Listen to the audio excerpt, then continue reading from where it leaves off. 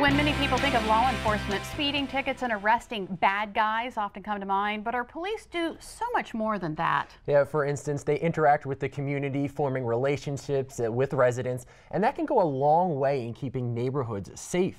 In fact, one longtime police chief who is very familiar with Delmarva says she's learned a lot about reducing tension in communities, and she says it all comes down to talking and listening. I was lucky I had parents that supported me and believed in me and taught me that I could be anything that I wanted to be. And what Bernadette DePino wanted to be was a cop. My dad was a police officer, and my grandfather and my great-grandfather. So I had law enforcement in my blood. It's something I wanted to do ever since I was a little girl. And now Police Chief DePino even has a daughter who's an officer herself. Quite successful here. After 30 years in blue, 13 of them as chief of 2 different departments, DePino has learned get to know your community and have them know you. They have good character. She gives out her cell number, holds community events like free outdoor movies with snacks, and has her officers spend at least an hour a day out of their patrol car. So she's around us, she talks with us. I'm not saying we don't have issues and problems, but she's here, she's available, she's accessible. By having just those interactions with the citizens that are not police related all the time, where it's not like, oh, there's a police officer pulling me over and that's the only encounter I have. We try to make our interactions with the citizens on a more friendly level. But this former SWAT team commander is no pushover. She's taken down suspects twice her size, who often don't trust police because of things their parents told them. Historically, some of them are actually very accurate. I mean, there's plenty of video depiction in the 60s of what police officers did in a lot of minority communities. And that history is passed on from family, generation, and it's up to us in law enforcement to break that cycle and to build up the trust. Yes, your eyes were not fooling you. That is the same Chief DePino who led the Ocean City Police Department for years before taking over as chief in Sarasota. And it sounds like she and her force have quite a presence in their community. Yeah, well, that's one way police work with citizens. Another way is by asking for you to get involved in fighting crime right here on Delmarva. Lieutenant Tim Robinson of the Wycomico County Sheriff's Office is back with another round of Most Wanted Monday. Tim, thanks for joining us. Oh, it's great to be here again. So you know Chief DePino. Yes, I've met her several times during my career. So how important is that community police officer relationship? It's huge. You know, back in the day, and I'm saying the early part of the 20th century, it was routine. You had the officer on the beat.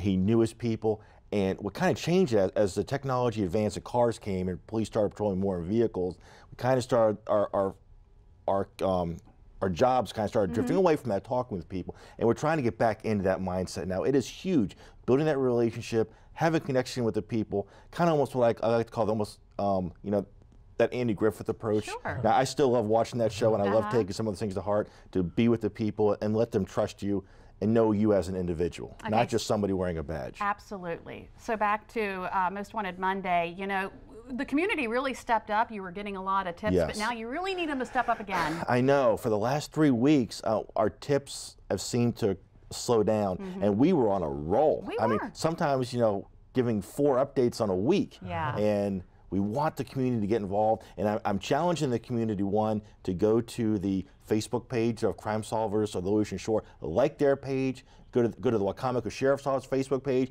look at some of these wanted people, and see if we can help identify these people, even from past shows. Okay. So let's get to who you brought to show us today. Up first, we have Danny Ashmore. Tell me about Danny. Well, Danny, we still believe him to be right here in Salisbury. He's wanted in connection with drug charges and thefts on a bench warrant that is stemmed out of that case. So if you know where Mr. Ashmore is, please contact Crime Solvers right away. Okay, moving on to Haley Barral. Now, Haley Barral, we have profiled her before. She was a previous a person listed on the Most Wanted list. We got a ton of tips on her. We finally caught her. Well, guess what? She screwed up again. She's back on the Most Wanted list, so we're hoping that somebody knows where she is that can give us that tip to bring her in again. All right, what about William David Betts Jr.? William Betts, we believe him to be up in the Delmarva, Maryland area. He is wanted in connection with a bench warrant that was issued in an assault second-degree case. So if you know where Mr. Betts is, please contact Crime Solvers right away. Okay, next we want you to take a good look at this guy, Wesley Brickus III. Yes, Mr. Brickus. He is wanted in connection with a warrant that was issued for theft and trespassing. So if you know where he is, please contact Crime Solvers right away. Again, we still believe that Mr. Brickus is right here in Salisbury. What about Mr. Cornish?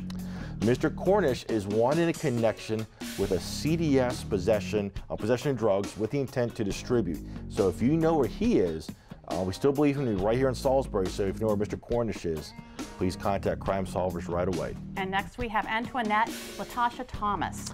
Yes, Miss Thomas, she goes by a couple of different first names, whether Antoinette or Keisha. We have an arrest warrant for her that stems from an investigation involving illicit use of credit cards, credit card fraud, theft, related charges. So if you know where Miss Thomas is, please contact Crime Solvers right away.